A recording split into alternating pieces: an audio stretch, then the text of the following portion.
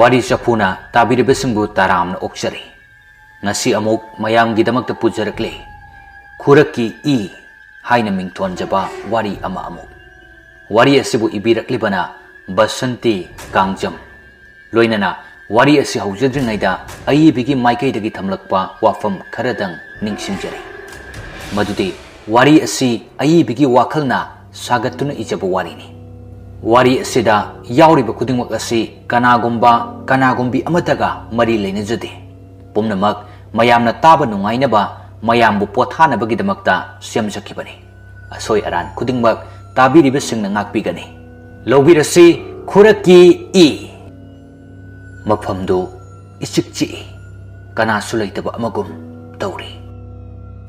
Thoibadu makhoina leiriba yum adugi second floor da kakalaktuna room amada changlaga mahaki mapi marulsing adu loisinba honari. Madi mahausa karisu khalude. Mana adumna tawringai aduda room adudagi mi ama senthokibadawna tawri. Thoibadu masada ihei hainadaba amadi phawri. Adubu kaisu thoksadana magi ngasi pangthokadawriba office ki meeting adu chatnanaba sem saba loirakladuna ngaihaki matung mahak office chatkre. Security adunasu gate adu amuk lonsinduna lehore. Asumna pungja khara haukiduna thoibasu numit tarakpa adwaiduda mayumda amuk halai. Adubu security adudi thong hangdoraktre. Thoiba magi gari dagi kumtharaga gate adu dong thile. Asumna thoiba yamna sauning bahaibudu oire.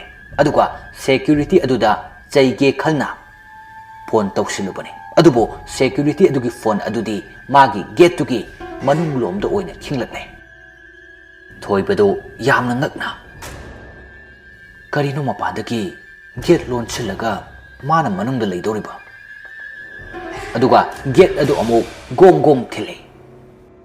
Tanja adu maktada gate tugi manung lomdagi I khara chenthorakpadu thoibana uraduna yamna pakhatna khanglau lauri. Kaino sidi. Adu hairaga thoibadu tawfam khangdana ngaihaktangdi tarang chale. Aduga mamanaba amada call tawge haina phone adu hek lokthokpaga kadaidagino khangde. Magi kokthak aduda ing lauba karino khangdaba posak ama tap tarai. Thoibadu phone duda munna yenglaga makut namaduna phone du paire. Makut nama amana magi makok tuda haipet thangal aga mangonda tariglibadu karino khanna yengi. Thoibadu makutta amuk yengi. Adubo magi makuttu I ngakta tairei. Madu ubada thoiba masadu swai lawi. Kadaidagi ino khanna masu yengdadi yenglage khanna mamaidu mathak lomda asum tapna yengkhalai. Onthokpagi masak haibaduni. Makoigi gate manakta hauriba hainau pambi adugi mathakta security du thauri yandun lerami. Chumna thauri yanba khakta nate. Magi masadu ina su punglup-luple. Mana yengkhatpaga mathaktagi tarakleba I aduga mapa chanakiduna thoibagi mamai chap chana amuk tasilai. Thoibadu khangboy kariboy mana lepliba khongfamdu khangan handoi. Tanja adu maktada ngasai makai londun leiramba gate adusu mathanta tapna hangai. Thoiba yamna kina gate tuda amuk yengi. Aduga security aduda amuk yengi. Asumna tawringai duda magi sumangda nupi ama famduna leibagi mami mittudasu urai. Thoibadu wakhal thoktre. Kibana sulore. Magi mitta husik ukiba nupi adusu ukidre. Asumna yamna charang naringai tanja aduda magi hek manaktuda nupi ama kappagi khonjal tarai. Thoibadu tasena gyan ngaure. Ama loidringai ama amuk.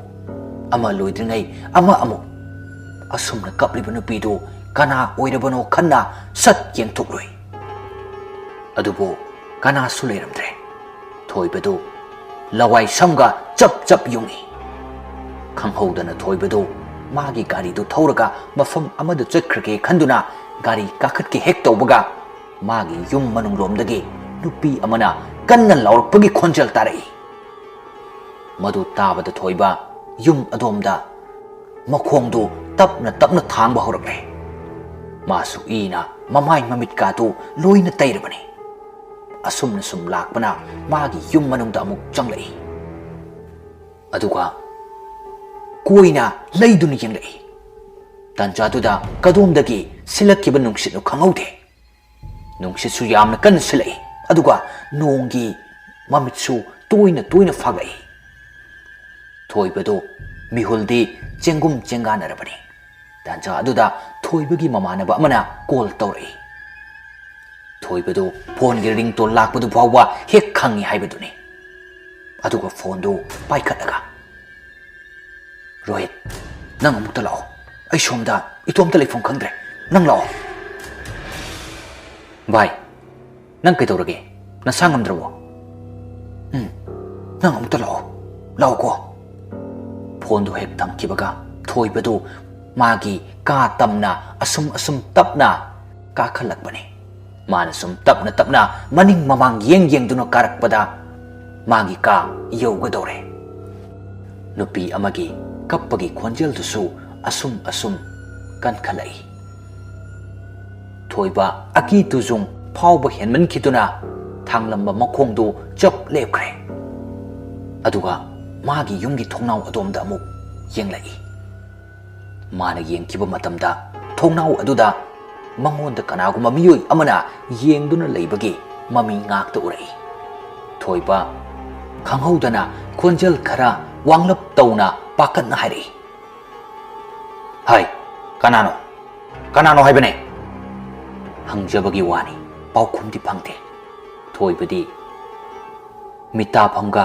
ꯈꯪꯍꯧꯗꯦ ꯊꯣꯡꯅꯥꯎ ꯑꯗꯨꯗ ꯌꯦꯡꯗꯨꯅ ꯂꯩꯔꯤ ꯅꯣꯡꯗꯤ ꯆꯨꯗꯅ ꯇꯣꯏꯅ ꯃꯃꯤꯠꯁꯨ ꯐꯥꯒꯠꯂꯛꯂꯤꯕ ꯅꯣꯡꯒꯤ ꯃꯃꯤꯠ ꯑꯗꯨꯗ ꯑꯃꯨꯛꯁꯨ ꯎꯔꯛꯏ ꯃꯁꯝꯅ ꯃꯃꯥꯏꯗꯨ ꯂꯣꯏꯅ ꯈꯨꯝꯖꯤꯜꯂꯒ ꯅꯨꯄꯤ ꯑꯃ ꯂꯨꯞꯊꯗꯨꯅ ꯃꯈꯣꯏꯒꯤ ꯁꯨꯃꯥꯡ ꯃꯇꯣꯟꯗ ꯂꯦꯞꯄꯗꯨ ꯊꯣꯏꯕ ꯁꯣꯔ ꯐꯤꯡꯒꯠꯄ ꯍꯧꯔꯛꯏ ꯂꯦꯞꯂꯤꯕ ꯑꯗꯨ ꯐꯥꯎꯕ ꯆꯨꯝꯅ ꯂꯦꯞꯄ ꯉꯝꯗ꯭ꯔꯦ ꯑꯗꯨꯕꯨ ꯃꯍꯥꯛ ꯁꯤꯔꯕꯁꯨ ꯌꯥꯔꯦ ꯈꯜꯂꯛꯇꯨꯅ ꯃꯈꯣꯡꯗꯨ ꯌꯥꯝꯅ ꯋꯥꯅ ꯊꯥꯡꯒꯠꯂꯒ ꯃꯄꯥꯟꯂꯣꯝꯗ ꯑꯃꯨꯛ ꯊꯣꯛꯂꯛꯏ ꯃꯥꯅ ꯉꯁꯥꯏ ꯆꯪꯂꯛꯈꯤꯕ ꯃꯇꯝꯗꯗꯤ ꯀꯔꯤꯁꯨ ꯂꯩꯍꯧꯗꯕꯅꯤ ꯑꯗꯨꯕꯨ ꯍꯟꯗꯛ ꯊꯣꯛꯂꯛꯄꯗꯗꯤ ꯃꯥꯅ ꯂꯥꯛꯂꯤꯕ ꯂꯝꯕꯤ ꯑꯗꯨ ꯏꯅ ꯄꯨꯡꯉꯥꯡꯂꯗꯨꯅ ꯁꯥꯡꯅ ꯇꯥꯗꯨꯅ ꯂꯩꯔꯝꯃꯤ ꯊꯣꯏꯕ ꯃꯊꯟꯇ ꯀꯟꯅ ꯂꯥꯎꯏ ꯀꯔꯤꯅꯣ ꯑꯩꯉꯣꯟꯗ ꯉꯁꯤ ꯇꯧꯔꯤꯕꯁꯤꯕꯣ ꯑꯁꯨꯝꯅ ꯃꯈꯣꯡꯗꯨ ꯌꯥꯝꯅ ꯍꯩꯅꯗꯅ ꯏ ꯑꯗꯨ ꯅꯦꯠꯂꯒ ꯊꯥꯡꯕ ꯍꯧꯔꯛꯂꯦ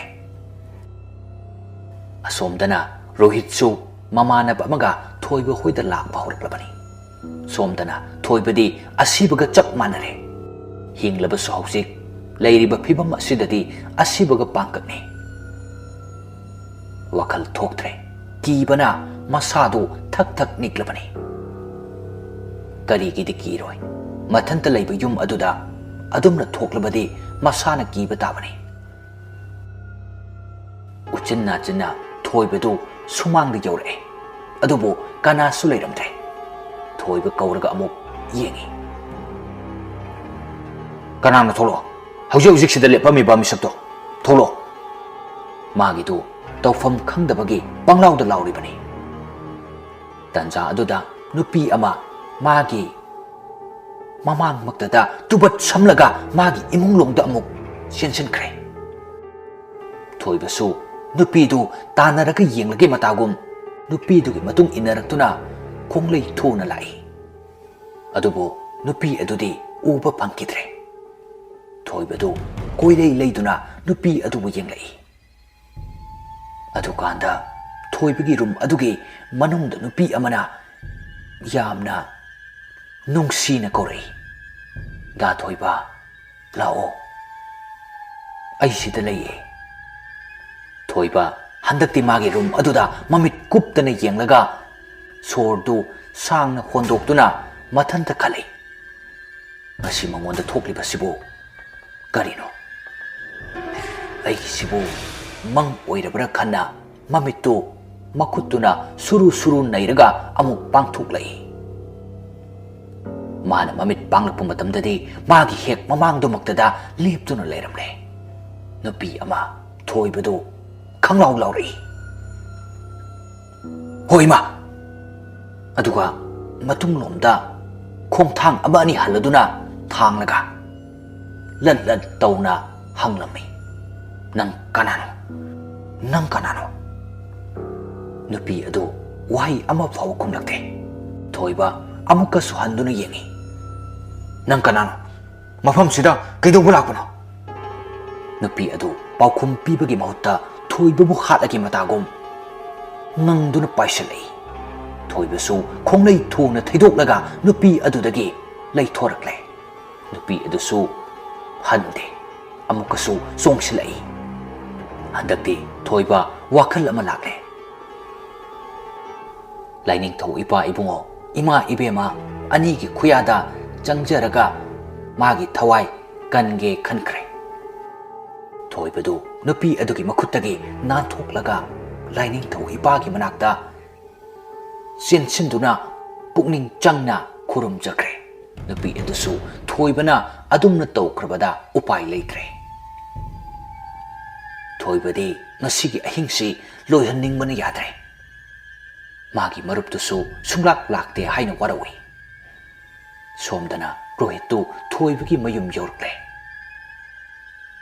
ꯃꯝꯒ ꯃꯝꯕꯅꯦ, ꯃꯦꯟꯃꯥꯜ ꯑꯃꯠꯇ ꯇꯥꯗ꯭ꯔꯦ꯫ ꯔꯣꯍꯤꯠ ꯍꯣꯏꯁꯨ ꯍꯦꯛ ꯌꯧꯔꯛꯄꯒ ꯊꯣꯏꯕꯕꯨ ꯀꯧꯗꯨꯅ ꯆꯪꯂꯛꯏ꯫ ꯊꯣꯏꯕꯗꯨ ꯔꯣꯍꯤꯠꯀꯤ ꯈꯣꯟꯖꯦꯜ ꯇꯥꯕꯗ ꯇꯁꯦꯡꯅ ꯃꯄꯨꯛꯅꯤꯡ ꯅꯨꯡꯁꯤꯔꯛꯏ꯫ ꯃꯥꯒꯤ ꯑꯁꯨꯛ ꯆꯤꯈ꯭ꯔꯕ ꯇꯟꯖꯥ ꯑꯁꯤꯗ ꯃꯥꯒꯤ ꯃꯔꯨꯞꯀꯤ ꯈꯣꯟꯖꯦꯜ ꯇꯥꯕ ꯑꯗꯨꯗꯗꯤ ꯍꯤꯡꯒꯗꯕꯁꯨ ꯃꯥꯜꯂꯤ꯫ ꯑꯗꯨꯕꯨ ꯊꯪꯅꯕ ꯃꯤꯀꯨꯞꯇ ꯈꯪꯅꯤꯡ ꯅꯤꯡꯁꯤꯡꯂꯛꯏ꯫ ꯍꯧꯖꯤꯛ ꯊꯣꯛꯈꯤꯕ ꯃꯌꯥꯝꯗꯨ ꯑꯗꯨꯅ ꯔꯣꯍꯤꯠꯁꯨ ꯑꯋꯥꯐꯝꯗ ꯇꯥꯒꯅꯤ ꯈꯟꯗꯨꯅ ꯊꯣꯏꯕ ꯌꯥꯝꯅ ꯄꯥꯈꯠꯅ ꯆꯦꯟꯊꯣꯔꯛꯏ꯫ ꯑꯗꯨꯕꯨ ꯂꯥꯏꯕꯛ ꯊꯤꯕꯗꯤ ꯊꯣꯏꯕꯗꯨ ꯉꯁꯥꯏꯒꯤ ꯅꯨꯄꯤꯗꯨꯅ ꯃꯈꯧꯔꯤ ꯃꯦꯠꯈ꯭ꯔꯦ꯫ ꯔꯣꯍꯤꯠꯁꯨ ꯊꯣꯏꯕꯕꯨ ꯀꯧꯕ ꯂꯦꯞꯇ꯭ꯔꯦ꯫ ꯊꯣꯏꯕꯁꯨ ꯈꯨꯝꯗꯤ ꯌꯥꯝꯅ ꯈꯨꯝꯅꯤꯡꯕꯅꯤ, ꯑꯗꯨꯕꯨ ꯈꯨꯝꯕ ꯉꯝꯈꯤꯗ꯭ꯔꯦ꯫ ꯔꯣꯍꯤꯠ ꯊꯣꯏꯕꯒꯤ ꯏꯃꯨꯡ ꯂꯣꯝꯗ ꯆꯪꯂꯛꯏ, ꯃꯥꯒꯤ ꯃꯃꯥꯟꯅꯕ ꯊꯥꯅꯦꯜꯒ꯫ ꯑꯗꯨꯕꯨ ꯃꯈꯣꯏꯅ ꯏꯃꯨꯡꯗ ꯆꯪꯂꯛꯄ ꯃꯇꯝꯗꯗꯤ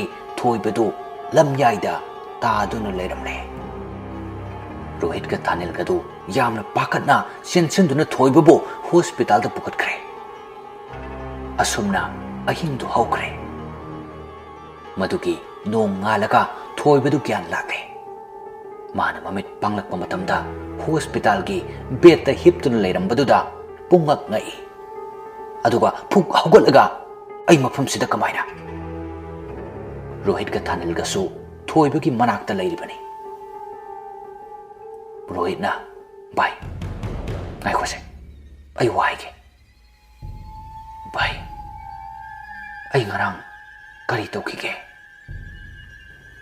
ꯚꯥꯏ, ꯅꯪ ꯉꯔꯥꯡꯗꯤ ꯅꯁꯥ ꯌꯥꯝ ꯊꯤꯅ ꯅꯨꯡꯉꯥꯏꯇꯕ ꯃꯥꯜꯂꯤ꯫ ꯑꯩꯈꯣꯏꯅ ꯂꯥꯛꯄꯗ ꯅꯪꯗꯤ ꯒ꯭ꯌꯥꯟ ꯃꯥꯡꯗꯨꯅ ꯅꯈꯣꯏꯒꯤ ꯂꯝꯌꯥꯏꯗ ꯇꯥꯗꯨꯅ ꯂꯩꯔꯝꯃꯤ꯫ ꯊꯣꯏꯕꯗꯨ ꯉꯔꯥꯡ ꯊꯣꯛꯈꯤꯕ ꯊꯧꯗꯣꯛꯁꯤꯡꯗꯨ ꯃꯊꯪ ꯃꯊꯪ ꯅꯤꯡꯁꯤꯡꯕ ꯍꯧꯔꯛꯂꯦ꯫ ꯑꯗꯨꯒ ꯃꯈꯨꯠꯇꯨꯅ ꯃꯀꯣꯛꯇꯨ ꯄꯥꯏꯔꯒ ꯃꯃꯤꯠ ꯎꯏꯁꯤꯟꯈ꯭ꯔꯦ꯫ ꯊꯥꯅꯦꯜꯅ ꯍꯥꯏꯔꯛꯏ, ꯀꯩꯗꯧꯔꯦ ꯚꯥꯏ? ꯊꯣꯏꯕꯗꯨ ꯃꯃꯤꯠ ꯇꯞꯅ ꯄꯥꯡꯂꯒ, ꯑꯩꯒꯤ ꯏ ꯇꯩꯕ ꯐꯤꯔꯣꯜꯁꯤꯡꯗꯨꯗꯤ? ꯚꯥꯏ, ꯀꯥꯏꯗꯒꯤ ꯏ ꯇꯩꯕ ꯐꯤꯔꯣꯜꯅꯣ? ꯑꯩꯈꯣꯏꯒꯤ ꯁꯦꯀ꯭ꯌꯨꯔꯤꯇꯤꯗꯨꯗꯤ? ꯈꯪꯗꯦ ꯚꯥꯏ꯫ ꯊꯣꯏꯕꯗꯨ ꯔꯣꯍꯤꯠꯀꯤ ꯋꯥꯍꯩ ꯇꯥꯕꯗ ꯐꯨꯛ ꯍꯧꯒꯠꯂꯒ ꯍꯣꯁꯄꯤꯇꯥꯜꯗꯨꯗꯒꯤ ꯆꯦꯟꯊꯣꯛꯈ꯭ꯔꯦ꯫ ꯊꯥꯅꯦꯜ ꯑꯃꯗꯤ ꯔꯣꯍꯤꯠ ꯑꯅꯤ ꯆꯪꯗꯨꯅ ꯊꯣꯏꯕꯕꯨ ꯇꯥꯟꯅꯔꯛꯏ, ꯉꯥꯏꯈꯣ ꯉꯥꯏꯈꯣ ꯍꯥꯏꯗꯨꯅ꯫ ꯑꯗꯨꯕꯨ ꯊꯣꯏꯕꯗꯨ ꯃꯥꯒꯤ ꯃꯌꯨꯝ ꯌꯧꯅꯅꯕ ꯑꯗꯨꯃꯛ ꯆꯦꯟꯈꯤ꯫ ꯑꯁꯨꯝꯅ ꯉꯥꯏꯍꯥꯛꯀꯤ ꯃꯇꯨꯡ ꯊꯣꯏꯕ ꯃꯌꯨꯝ ꯌꯧꯔꯛꯂꯦ꯫ ꯑꯗꯨꯕꯨ ꯃꯥꯒꯤ ꯁꯦꯀ꯭ꯌꯨꯔꯤꯇꯤ ꯑꯗꯨꯗꯤ ꯍꯥꯟꯅꯒꯤ ꯍꯥꯟꯅ ꯑꯗꯨꯃꯛ ꯃꯈꯣꯏꯒꯤ ꯌꯨꯝꯗ ꯂꯩꯔꯝꯃꯤ꯫ ꯃꯗꯨ ꯎꯕꯗ ꯊꯣꯏꯕ ꯑꯃꯨꯛꯀ ꯍꯦꯟꯅ ꯉꯛꯈ꯭ꯔꯦ꯫ ꯁꯦꯀ꯭ꯌꯨꯔꯤꯇꯤ ꯑꯗꯨꯗꯤ ꯊꯣꯏꯕꯒꯤ ꯃꯇꯧꯗꯨ ꯎꯔꯒ ꯉꯛꯂꯞ ꯇꯧꯅ ꯍꯪꯂꯛꯏ, ꯀꯩꯗꯧꯔꯦ ꯊꯣꯏꯕ? ꯊꯣꯏꯕꯗꯨ ꯍꯪꯂꯛꯂꯤꯕ ꯋꯥꯍꯪꯗꯨꯒꯤ ꯄꯥꯎꯈꯨꯝ ꯄꯤꯔꯝꯗꯕꯤꯗ tuminna changkre aduga ngarang mana ukiba takiba mayamdu ngasidi amatasu takidre amatasu ukidre matanta kali karino aigisi mangla taibangla karigumba mang oiramlagana aibu makap thogan biro asumna ungduna lepringai magi lengjumduda tap pari adumna tawrakpaduda thoibedu yamna pakatna sat leithoraktuna kanano Rohit nari bai aini mi namgo aini mi nangbu kai tawrage se gyan amukta taw bai thoiba thanelda chetna konsilaga yamna mapukning nungsin hari bai aisi kanada kari lan kibagino asumna awab piribasibo ai khangre bai yarise nang wakhal yam henjile pothana batoro lo asumna thoibabu makoi ani changduna kada pusilaga pothahale thoibadu wa ngangte haiba khaktani khalliba magi wakhal tudi aruibini asumna ngaihaki matung ngarang thokiba thodok sing adu mamanaba ani tuda lirami mahaki wari tariba mamanaba ani tudi thoiba ngaure haina kali thanin hairei bai asugi am chawkalba matam sidabu kaidagi bhut nomi hausikan si bhut ka to amata leitrabani asumna hainari ngaituda makhoina leiriba mafam aduda mathakta yaliba selling fail do mathanta humlai hausikta bhut ka leite hairamba thanel do khanghaude rohita chetna konsilaga bai bhula male Rohit nari as nang sukaran diwa thoibasu ingak ngakna selling fan aduda yengi aduga hari aina haiba chumdra hausik phawbagidi Rohit tu kaisu khande aduna selling fan adubo on tawriba switch adu off tawsili aduga si oredi yarba thoiba wai ama fawa hairamdabida tumina tungkre Rohit oisu thoibabu matomta thamnamba nungaitabadagi makhoi yumda halaroi thoibaga namit kharani leiraklagi haina paw pikre asumna numidangi matamdu makhoi chak ising charaga thoibaga punna leminare thanel amadi Rohit tu isi sina tungkre thoibadi tumba yadre ngarang mana ukiba singdu amamamta oina magi mituna uduna leire tancha aduda yamna nungsiba khonjelda kaurai nupi amana da thoiba thongse amukta hango thoiba masadu swai lawi amukka skori da thoiba thongse amukta hango thoibadu phamungdagi kumtharaga thongdu tamna lakba haurai aduga mana yengki maikeida uriba potchei singdu makhong panbagom leng chatpa horaklai thoiba thong adu hangge tawbaga Rohit amikap thoglakpaga mapa chanaduna thoiba kadaidano thoibadu Rohit na haiba tada thongdu hangkre thongdu hek hangbaga asaba nungsitna huru silaktuna kaduna leiriba makhoi men man tadre thanel su mikap thoglakle mana mikap thoglakpada asaba nungsitna masada yerakpaduda khangboi kariboi khanglaw laurei khoima yam sai kadai lagino sibo Rohit tu matang yamna chadana thanilna adumaina torpaduda sauraga hairei noina padagi ngayaki matung asaba nungsitusu lepkre adubo thoibadi leiramdre Rohit thoibabu kauraduna ka adudagi thoglai thanel su Rohit ki matung inarai Rohit nairei thoiba thanel du karal amuk tarai thoibadu phunna chakra jalo Rohit sauna thanel nang mukta tumi leyo Thanen hari. Hoiba. Asumna makhoi ani do thoibabu thiba yaba thiri. Sum thibada phanglaktrabada Rohit taseng thawai ware. Thanil do ahan badadi kaya khalude. Chanana thoiba thiba phanglaktrabaduda madi kappu kablaknabani. Rohit do Thanil gi matau du oraga gyan ga mangi. No kadra kap kadra. Asumna koithi thiruraga hanjalakpada thoibadi makhoina leiriba ka adugi thong marumda wan thaduna leirami. Thanin nai. Bai thoiba. Sida leire. Asumna makhoi ani changduna thoibabu phamungda thangkalaga hiphale. Asumna thongdu amuk lonsilaga thoibabu sangle. Asumna amuk ahingdu hokre. Madugi nong ngalaga Rohit na thoibabu makhoi da leiruna ba hai. Thoibanadi yadre. Asumna numit nini humni leiramnaga Thanildi mayumdagi laktaba yade haiduna chatkre. Rohiti adum lehore. Makhoi ani khakta ngairaba ahingdu nongsu yamna kanna churi. Aduga nungsitsu aduki matik kanna sili. Security adusu makhoi ge punna leiminari. Nongjugi ahing aduda thoibagi yumgi akoibadu mikap mirau kholgi khonjelna pomnen nile. Taba ngamdre.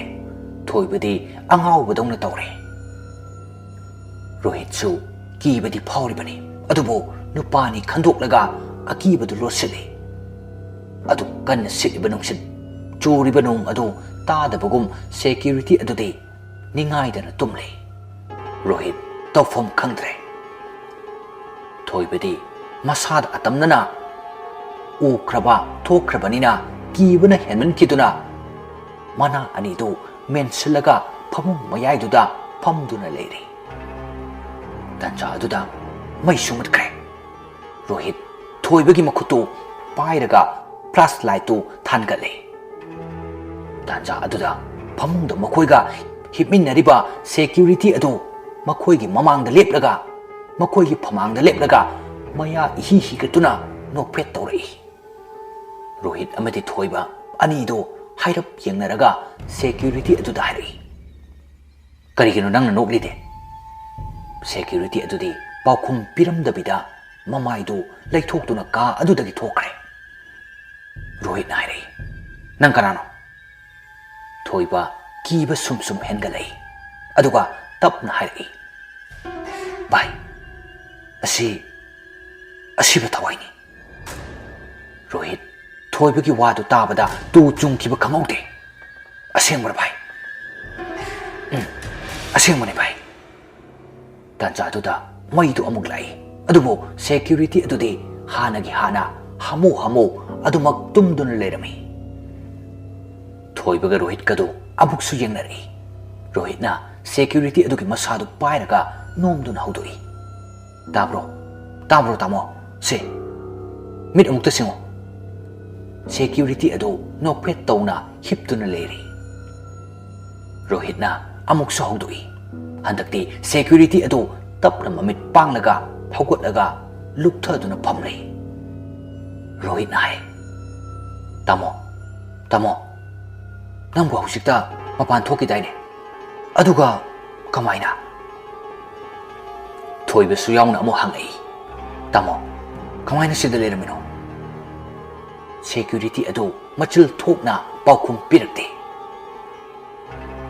Mapandana nongsu lepte adum churi. Security adu wadi ngangte. Aduga makuttu thindorai. Mana makut thilliba adomda makhoi anisu yenglakpani.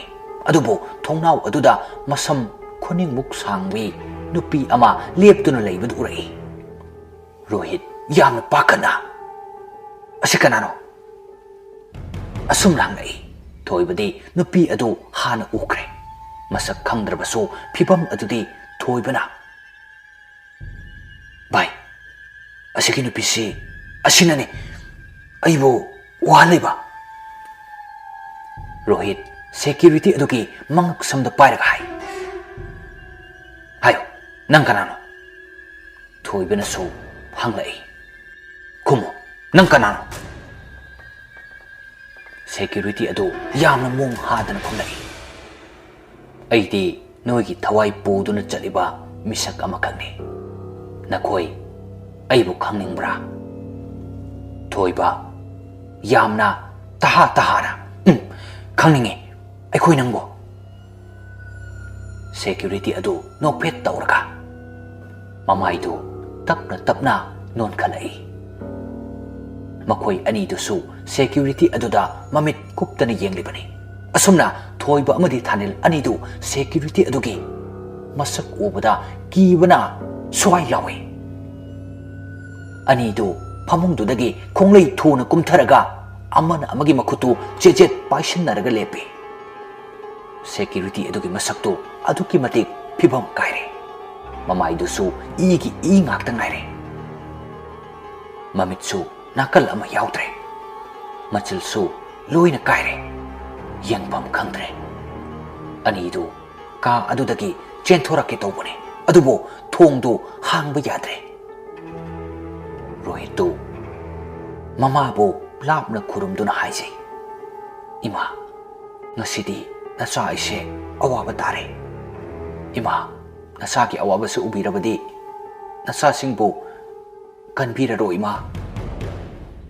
Asumna security aduna phamungdagi kumtharaga makhoi anigi manakta tapna sangsilai. Rohitna nang ya apama karino ai pirage nang chakro. Security adu khonjal hauna nolai. Thoiba nai. Bai aina maram oraga nang awapam tarani nang mafam asidagi chakro ai tamnamlaga. Rohit thoibagi makhutu jejet paisalaga. Bai ai sirabasu nanga punna seminagani. Aina nangbu thamnamlaga mafam asidagi chatpadi ai sungumloi ai chaloi. Asumna ani duna wari sanaringai duda security aduna thoiba amadi thanel ani gi makhori du makhut nama metuna thangat paurai. Rohit tu magi makhutuna security adugi pukchep tuda kutum tasilaga sapu kanna thinjili. Thoiba su masa nathokna bhonarai. Asumna thoiba amadi Rohit ani changduna security adugi pukchepta sapu kanna kutum tasilaga thinjili. Aduda makhoibu khangta thadorai.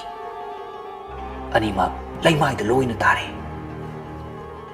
Ani tu sor phulbagi sangna hondoknaba tawri. Tanja aduda makhoina leiriba ka adugi thongdu mathangta amuk hangai. Rohit amadi thoiba ani do makhut jejet paisanaribado thadoktabida thongduda munna yengli. Makhoina leithorakpada security adu leiramdre. Asumna ahingduma suhaukre. Madugi nong ngalaga thoibaga Rohit kadu amaibi afauba kana leiribagi haiduna koithi thirami. Kona thangda amam phangle. Asumna maiba ama puduna lakle. Maiba aduna su thoibada wahang kaya ama hangle. Aduga thoibana su mana hek uhauba khanghauba singdu loina tami. Maiba thoibagi wari du taraga asumna hairi. Thoiba ai lai khurumnaba polum karaige. Masi haujikmak phangnanaba thigadabani. Thoibana su khumlai. Hoi oja ai soidana phangnaba thijage. Asumna maiba adu magi gurubu mathada chena thagona jaraga ningjaba horakle. Thoiba su oja maiba aduna hek hairakpa polam khudingmak amata watana pire. Asumna makhoi loina chak ising charaba matung lai khurumnabagi pungchado tarakpa ngaidun leire. Asomdana thoibana maiba ama kaurure haibagi samil phanglabada ketu saubana yadre. Khoirang khoisaunana magi mamangda leiriba leibaki mitam amada. Asumna hairi. Hai jibanangi thawai ꯑꯩꯅ ꯍꯥꯞꯂꯕꯅꯤ ꯆꯠꯂꯣ ꯊꯣꯏꯕ ꯍꯥꯏꯔꯤꯕ ꯃꯤꯁꯛꯇꯨ ꯑꯗꯨꯇ ꯅꯠꯇꯅ ꯃꯥꯒ ꯍꯦꯛ ꯂꯩꯃꯤꯟꯅꯔꯤꯕ ꯃꯤꯄꯨꯝ ꯈꯨꯗꯤꯡꯃꯛ ꯑꯩꯅ ꯄꯤꯔꯤꯕ ꯊꯥꯡ ꯑꯁꯤꯅ ꯊꯤꯟꯗꯨꯅ ꯍꯥꯠꯂꯨꯔꯣ ꯂꯩꯕꯥꯛꯀꯤ ꯃꯤꯇꯝ ꯑꯗꯨꯁꯨ ꯀꯦꯇꯨꯀꯤꯒꯤ ꯋꯥꯗꯨ ꯍꯦꯛ ꯍꯥꯏꯕ ꯂꯣꯏꯕꯒ ꯃꯄꯨꯡ ꯃꯔꯩ ꯐꯥꯔꯕ ꯃꯤꯑꯣꯏ ꯑꯃꯒꯤ ꯁꯛꯇꯝꯗ ꯂꯦꯞꯈꯠꯂꯛꯇꯨꯅ ꯊꯣꯏꯕ ꯍꯣꯏꯗ ꯂꯥꯛꯄ ꯍꯧꯈ꯭ꯔꯦ ꯁꯣꯝꯗꯅ ꯃꯥꯏꯕ ꯑꯗꯨꯅ ꯁꯨꯃꯥꯡꯗ ꯂꯥꯏ ꯈꯨꯔꯨꯝꯕ ꯍꯧꯔꯒꯦ ꯇꯧꯔꯤꯉꯩ ꯇꯟꯖꯥ ꯑꯗꯨꯗ ꯁꯥꯍꯨꯝ ꯑꯃ ꯐꯪꯂꯛꯏ ꯑꯗꯨꯒ ꯌꯥꯝꯅ ꯅꯝꯊꯤꯕ ꯏꯁꯥꯗ ꯍꯩꯅꯗꯕ ꯃꯅꯝ ꯑꯃꯁꯨ ꯅꯝꯕ ꯍꯧꯔꯛꯏ ꯃꯥꯏꯕ ꯑꯗꯨꯗꯤ ꯈꯪꯂꯦ ꯀꯔꯤꯒꯨꯝꯕ ꯑꯃ ꯁꯣꯏꯗꯅ ꯊꯣꯛꯂꯒꯅꯤ ꯍꯥꯏꯕꯁꯦ ꯈꯨꯗꯛ ꯑꯗꯨꯗ ꯃꯥꯏꯕ ꯑꯗꯨꯅ ꯂꯥꯏꯔꯣꯜ ꯑꯃ ꯁꯣꯜꯂꯒ ꯊꯣꯏꯕꯒ ꯔꯣꯍꯤꯠꯀꯗ ꯍꯥꯏꯔꯛꯏ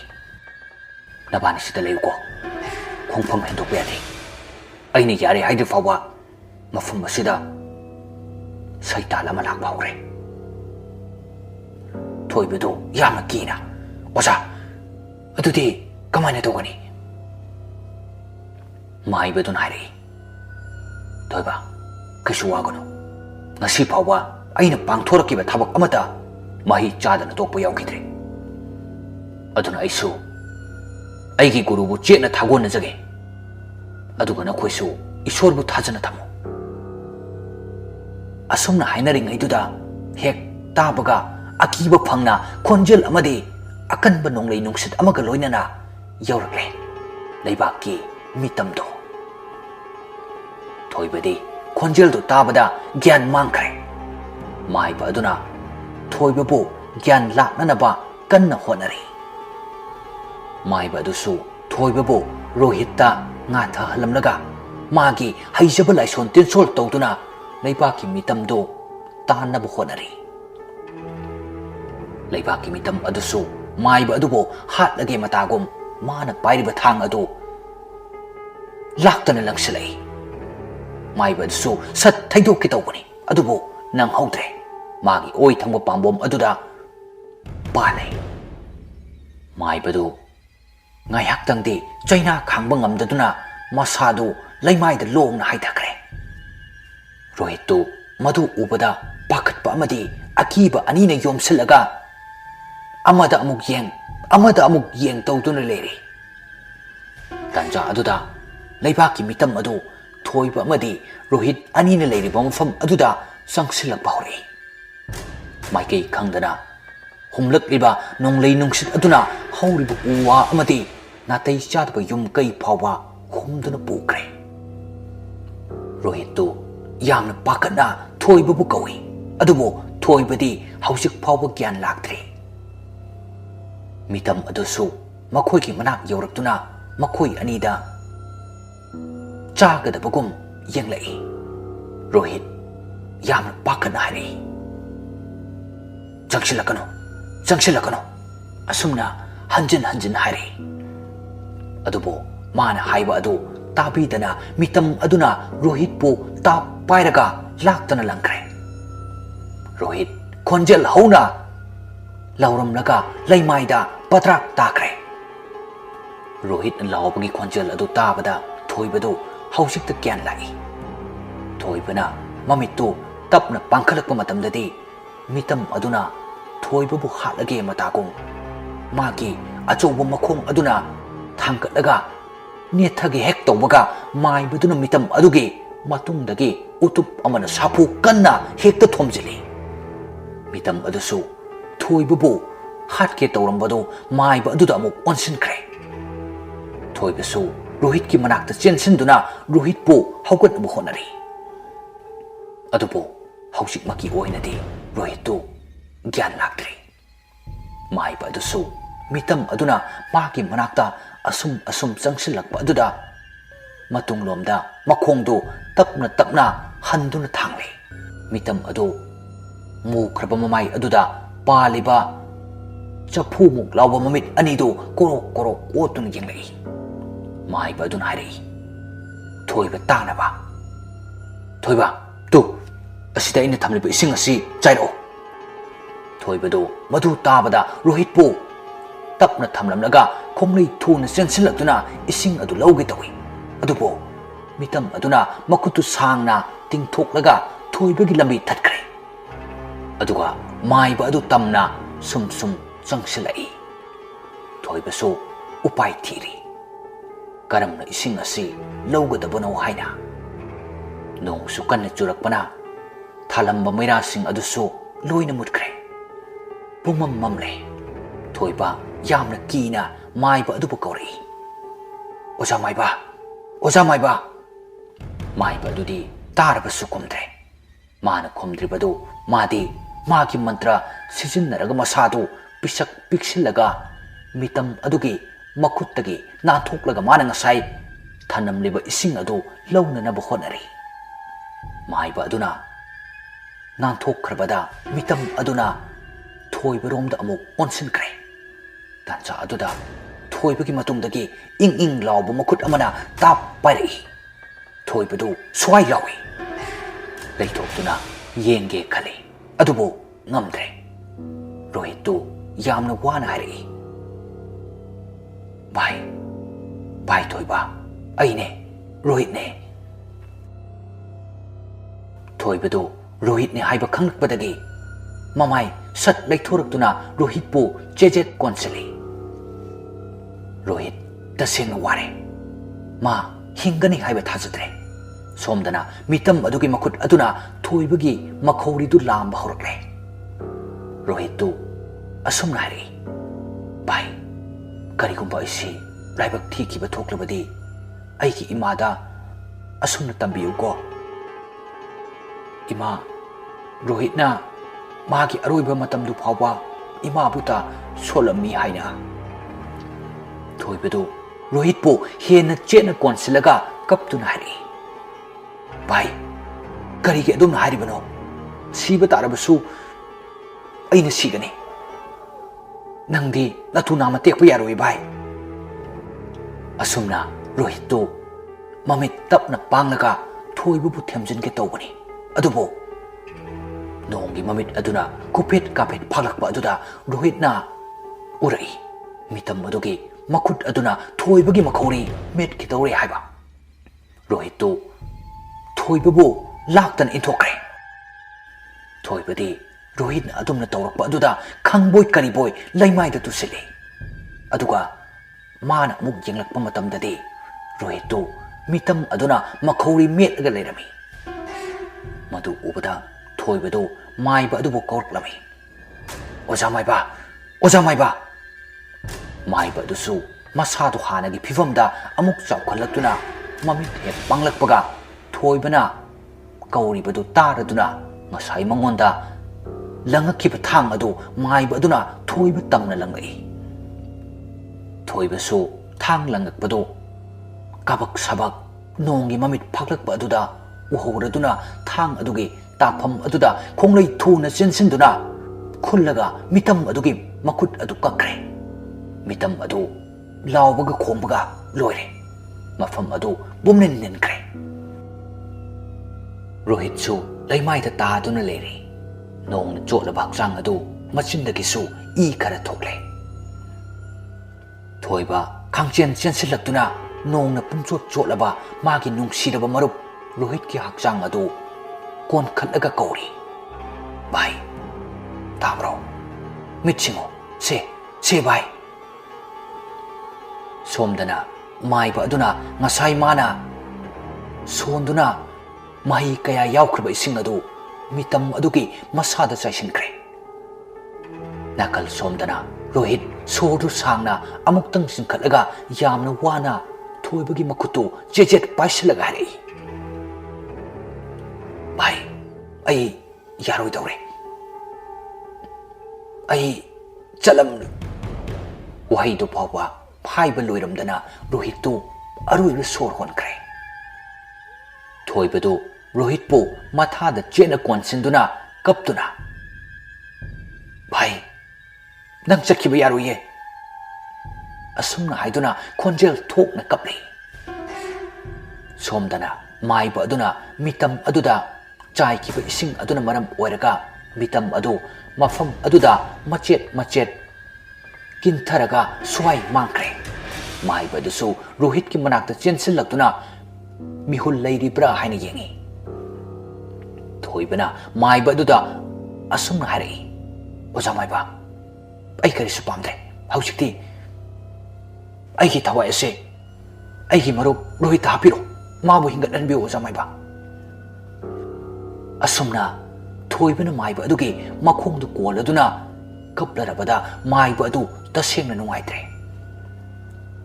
ꯑꯁꯣꯝꯗꯅ ꯀꯦꯇꯨꯀꯤꯗꯨ ꯃꯍꯥꯛꯅ ꯊꯥꯈꯤꯕ ꯃꯤꯇꯝ ꯑꯗꯨ ꯃꯥꯏꯊꯤꯔꯦ ꯈꯟꯗꯨꯅ ꯃꯩ ꯍꯧꯅ ꯁꯥꯎꯔꯤ꯫ ꯑꯗꯨꯒ ꯃꯥꯒꯤ ꯃꯅꯥꯛꯇ ꯂꯩꯔꯤꯕ ꯈꯨꯅꯨ ꯂꯥꯕ ꯑꯗꯨꯗ ꯍꯥꯏꯔꯛꯏ, ꯍꯥꯏ ꯈꯨꯅꯨ, ꯆꯠꯂꯣ, ꯅꯪꯅ ꯃꯤꯇꯝꯒꯤ ꯂꯃꯟ ꯈꯨꯝꯗꯨꯔꯣ꯫ ꯈꯨꯅꯨ ꯑꯗꯨꯁꯨ ꯍꯣꯏ ꯍꯥꯏꯕꯒꯨꯝ ꯃꯁꯥꯗꯨ ꯐꯦꯠ ꯐꯦꯠ ꯈꯞꯂꯒ ꯄꯥꯏꯈ꯭ꯔꯦ꯫ ꯃꯥꯏꯕ ꯑꯗꯨ ꯃꯃꯤꯠ ꯆꯦꯖꯦꯠ ꯎꯏꯁꯤꯜꯂꯒ ꯔꯣꯍꯤꯠꯀꯤ ꯊꯋꯥꯏꯗꯨ ꯀꯧꯁꯤꯜꯂꯒꯦ ꯈꯜꯂꯨꯕꯅꯤ, ꯑꯗꯨꯕꯨ ꯃꯉꯣꯟꯗ ꯁꯥꯃꯤꯜ ꯑꯃ ꯐꯥꯎꯔꯛꯏ, ꯃꯗꯨꯗꯤ ꯍꯧꯖꯤꯛ ꯃꯐꯝ ꯑꯁꯤꯗ ꯀꯔꯤꯒꯨꯝꯕ ꯑꯃ ꯂꯥꯛꯄ ꯌꯥꯏ ꯍꯥꯏꯅ꯫ ꯃꯥꯏꯕ ꯑꯗꯨ ꯃꯃꯤꯠ ꯇꯞꯅ ꯄꯥꯡꯂꯒ ꯍꯥꯏꯔꯛꯏ, ꯌꯦꯡꯉꯨ ꯊꯣꯏꯕ, ꯑꯩꯅ ꯍꯥꯏꯕꯁꯤ ꯈꯛꯇ ꯇꯧꯈꯣ꯫ ꯍꯧꯖꯤꯛ ꯃꯐꯝ ꯑꯁꯤꯗ ꯑꯩꯈꯣꯏ ꯈꯨꯗꯣꯡ ꯌꯥꯝꯅ ꯊꯤꯅꯤꯡꯉꯥꯏ ꯑꯣꯏꯔꯦ꯫ ꯑꯗꯨꯅ ꯁꯤꯒꯤ ꯂꯥꯏꯔꯤꯛꯁꯤꯗ ꯌꯥꯎꯔꯤꯕ ꯋꯥꯍꯩꯁꯤꯡꯁꯤ ꯄꯥꯔꯒ ꯅꯆꯤꯟꯗꯨꯅ ꯑꯍꯨꯝꯂꯛ ꯁꯨ ꯁꯨ ꯍꯥꯏꯅ ꯀꯥꯝꯊꯣꯛꯎ꯫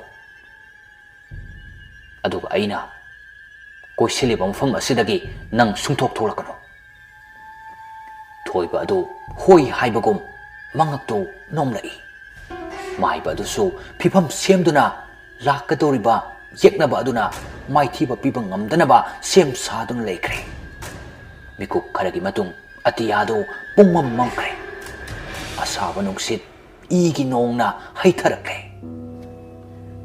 ꯑꯉꯛꯄꯅꯤ, ꯑꯗꯨ ꯀꯟꯅ ꯁꯤꯜꯂꯛꯂꯤꯕ ꯅꯨꯡꯁꯤꯠ ꯑꯗꯨ ꯊꯣꯏꯕꯒꯤ ꯁꯝꯅꯥ ꯑꯃ ꯐꯥꯎꯕ ꯆꯣꯏꯊꯣꯛꯇꯦ꯫ ꯆꯨꯔꯛꯂꯤꯕ ꯏꯒꯤ ꯅꯣꯡ ꯑꯗꯨꯁꯨ ꯃꯥꯏꯕ ꯑꯗꯨꯅ ꯀꯣꯏꯁꯤꯟꯗꯨꯅ ꯊꯝꯂꯤꯕ ꯃꯐꯝ ꯑꯗꯨꯗꯗꯤ ꯃꯔꯤꯛ ꯑꯃ ꯐꯥꯎꯕ ꯇꯥꯔꯛꯇꯦ꯫ ꯊꯣꯏꯕ ꯍꯧꯖꯤꯛꯇꯗ ꯈꯪꯉꯤ ꯃꯥꯏꯕ ꯑꯁꯤ ꯑꯆꯝꯕ ꯅꯠꯇꯦ ꯍꯥꯏꯕꯁꯦ꯫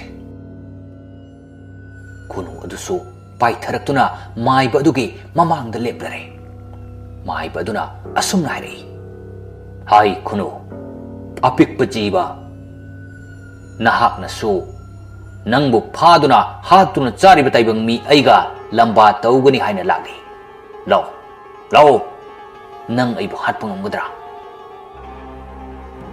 ꯈꯨꯅꯨ ꯑꯗꯨꯁꯨ ꯃꯁꯥꯗꯕꯨ ꯎꯆꯦꯛ ꯑꯣꯏꯕꯅꯤ, ꯑꯗꯨꯕꯨ ꯋꯥ ꯉꯥꯡꯕ ꯉꯝꯕꯅꯤꯅ ꯈꯥꯛꯅ ꯈꯥꯛꯅ ꯅꯣꯛꯂꯒ, ꯍꯥꯏ ꯇꯥꯏꯕꯪ ꯃꯤ, ꯑꯄꯪꯕ, ꯅꯪꯒꯨꯝꯕꯅ ꯀꯔꯤ ꯅꯇꯤꯛ ꯂꯩꯗꯨꯅ ꯑꯗꯨꯝꯅ ꯍꯥꯏꯔꯤꯕꯅꯣ? ꯑꯋꯥꯡꯕꯗ ꯄꯥꯏꯗꯨꯅ ꯆꯠꯄ ꯉꯝꯕ ꯑꯩꯉꯣꯟꯗ ꯑꯅꯦꯝꯕ ꯂꯩꯈꯥꯗ ꯂꯩꯕ ꯅꯪꯅ ꯀꯔꯤ ꯇꯧꯒꯅꯤ? ꯃꯥꯏꯕ ꯑꯗꯨ ꯁꯥꯎꯅ ꯈꯨꯅꯨ ꯑꯗꯨꯗ ꯌꯦꯡꯂꯒ ꯃꯥꯅ ꯄꯥꯏꯔꯤꯕ ꯏꯁꯤꯡ ꯑꯗꯨ ꯆꯥꯏꯒꯦ ꯇꯧꯔꯛꯄꯅꯤ, ꯑꯗꯨꯕꯨ ꯈꯨꯅꯨ ꯑꯗꯨꯗꯤ ꯃꯊꯛꯇ ꯁꯠ ꯄꯥꯏꯈꯠꯈ꯭ꯔꯦ꯫ ꯇꯥꯟꯖꯥ ꯑꯗꯨꯗ ꯀꯗꯣꯝꯗꯒꯤꯅꯣ ꯈꯪꯗꯦ, ꯑꯀꯤꯕ ꯐꯪꯂꯕ ꯅꯨꯄꯤ ꯑꯃ ꯊꯣꯛꯂꯛꯇꯨꯅ ꯃꯌꯥꯗꯨ ꯂꯥꯎꯅ ꯀꯥꯊꯣꯛꯂꯒ ꯃꯥꯏꯕ ꯑꯃꯗꯤ ꯊꯣꯏꯕ ꯔꯣꯍꯤꯠ ꯌꯥꯎꯅ ꯄꯨꯟꯅ ꯍꯨꯝꯗꯣꯛꯈꯤꯅꯕ ꯑꯀꯤꯕ ꯐꯪꯂꯕ ꯅꯨꯡꯁꯤꯠꯀꯤ ꯁꯥꯍꯨꯝ ꯀꯥꯝꯊꯣꯔꯛꯏ꯫ ꯃꯥꯏꯕ ꯑꯗꯨ ꯈꯣꯡꯂꯩ ꯊꯨꯅ ꯊꯣꯏꯕꯒꯤ ꯃꯅꯥꯛꯇ ꯆꯣꯡꯁꯤꯟꯈ꯭ꯔꯦ, ꯑꯗꯨꯒ ꯃꯇꯨꯡ ꯑꯣꯟꯊꯣꯛꯂꯒ ꯊꯣꯏꯕꯕꯨ ꯆꯦꯖꯦꯠ ꯀꯣꯟꯁꯤꯟꯈ꯭ꯔꯦ꯫ ꯑꯁꯨꯝꯅ ꯑꯀꯟꯕ ꯅꯨꯡꯁꯤꯠ ꯑꯗꯨ ꯃꯥꯏꯀꯩ ꯈꯪꯗ ꯍꯨꯝꯈ꯭ꯔꯦ꯫ ꯊꯣꯏꯕꯗꯨ ꯔꯣꯍꯤꯠꯀꯤ ꯃꯈꯨꯠ ꯑꯗꯨꯗꯤ ꯁꯨꯡꯊꯥ ꯊꯥꯗꯣꯛꯇꯦ, ꯑꯗꯨꯕꯨ ꯃꯥꯅ ꯄꯥꯏꯔꯤꯕ ꯔꯣꯍꯤꯠꯀꯤ ꯃꯈꯨꯠꯇꯨ ꯀꯅꯥꯅꯣ ꯑꯃꯅ ꯀꯟꯅ ꯆꯤꯡꯕꯒꯨꯝ ꯇꯧꯔꯤ꯫ ꯃꯥꯏꯕꯗꯨꯁꯨ ꯎꯔꯦ ꯇꯧꯔꯤꯕ ꯃꯇꯧ ꯑꯗꯨ꯫ ꯔꯣꯍꯤꯠꯀꯤ ꯃꯈꯨꯠ ꯑꯗꯨ ꯀꯟꯅ ꯌꯥꯜꯂꯕꯁꯨ ꯑꯁꯣꯝꯗ ꯆꯤꯡꯂꯛꯂꯤꯕ ꯁꯥꯐꯨ ꯑꯗꯨꯅ ꯀꯟꯈꯤꯕꯅ ꯊꯣꯏꯕ ꯌꯥꯟꯕ ꯉꯝꯗꯗꯨꯅ ꯊꯥꯗꯣꯛꯈ꯭ꯔꯦ꯫ ꯊꯣꯏꯕꯗꯨ ꯀꯞꯇꯨꯅ ꯃꯥꯒꯤ ꯅꯨꯡꯁꯤꯔꯕ ꯃꯔꯨꯞ ꯑꯗꯨ ꯀꯅꯥꯅꯣ ꯈꯪꯗ ꯅꯥꯔꯛꯇ ꯁꯣꯔꯣ ꯁꯣꯔꯣ ꯆꯤꯡꯈꯤꯕꯗꯨ ꯎꯕꯗ ꯊꯃꯣꯏ ꯀꯥꯏꯔꯦ꯫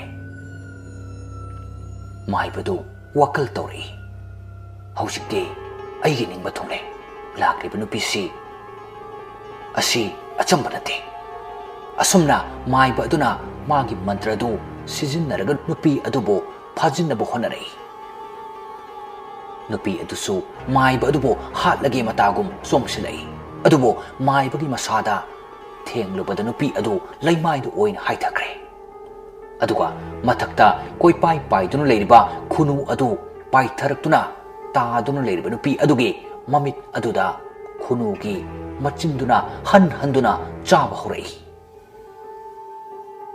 adubu nupi adusu karisu haide khunu aduda tapna nanduna mamit adu pijari matau adu ubada Rohit yengba ngamdraduna mamit usinkre maiba adusu nupi adu haugullaktanaba mana hek khangba haiba mantra kaya sijinnaba horakle khunu adu nupi adugi mamit anidu chaba loiraga khonjel thokna laurai khonjel adu tabada thoiba mana anidu mensilaga leikre tanja adu maktada thoibagi matung lomdagi miyoi amana thoibagi makokta utup amana kanthari thoibadu khangaude laimaida haithakiba aduga maiba dusu thoibagi khonjal tabada sat leithoktuna yenglakpadadi rohittu makut utup ama pairaga leptuna leiramle madu ubada maibadu rohit yenglaga nangmakna thoibadi makokdagi sentharakpa I mayam aduna magi hakchang adu punglup lukre maiba adu yam saure thoiba hingkhini haibasu thajadre hausikti makhoi ahum amatta oikre haibadi khunune nupidune aduga rohit ka maiba mathantaga lamba tawgadori tancha asimaktada thoibadu wakhal tarakduna maiba adu kaurai maiba aduna changsilagi tawbaga rohitna khonglei thuna changsinkiduna thoibagi hakchang aduda hanjin kausili thoibadu chaina khangbangam kanna lauruklami maiba adusu khonglei thuna changsilaga rohitpu inthokke tawbani adubo migi saktamdi manba midi nattaba masam sangwi nupi aduna maiba aduda sungsiladuna namsinkre maiba adusu nupi adudagi nanthoknaba tawri masai makaidi nupi aduna sokpa ngamlamdabani adubo hausikti nupi aduna maiba adu thengba sokpa ngamle haibadi maiba adu hausikti masado koileng-lengba tanja oikibana asumna amaiba aduna nupi adugi pukchepta maga loina dunata leiriba thang macha aduna nupi adugi thabak aduda thinjinkre rohit su madu ubada maibadu hatlage matagum songsilakpani nganglaga adubo maiba aduna rohit ki thabakta thang aduna amuk thinjili rohit khangba ngamda leimaida wanthakre khunu adusu mafam adu thadoktuna paikre churamba nongsu lepkre sitamba nungsisu lepkre thabalna pungan ngalare maiba aduna thinthaba tawdana rohit amadi thoiba anidu laikannari asumna makhoi anidu thanamlaga maibadu ketuki ki khongul likre asumna maibaduna ketuki mayum yoraklabada ketukidu mai hauna saure maiba aduna ketuki ki manakta sangsilaga yamna thina cherami nangdi migi maral mathum nangdi migi maral mathum da ngawbanina mina nungaibu uraga kalakpani nangi mahina miyoi kaya ama angawbu ohelabasu aina hek uba khangbasingde aina kannani ketukidu arapa mafamdagi kannate thoiba hoiga yamna naknana leibani thoibana khangdabagi wani maibadu makha amuk tarai nangna thawai mirel fajinduna thamliba thoibagi security do thadoko ketukidu yamna sauna ai ngamloi thoibagi imong manung mangangani maibadu sauman kiduna ketuki ki mabukta thangna masing khangdan thinjali khudak aduda ketuki adumak thawai mangkre somdana thoiba amadi rohit adu gyan lakle makoina mamit panglakpa matamdadi maina pungan ngalamne rohit siba nate Ketukina magi thawai mirel phajilubani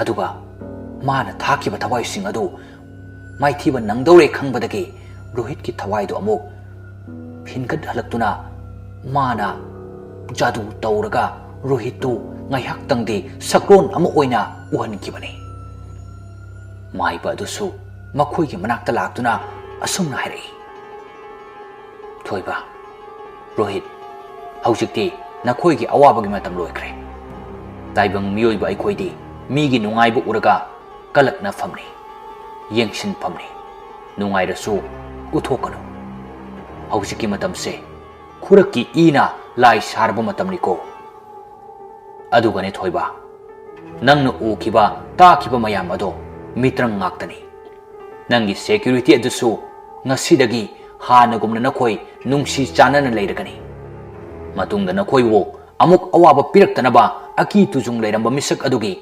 punsisu aina loishin krabani thoibadu maiba adugi tawbimal khangbu utuna ahing aduma makhoi punna leiminakre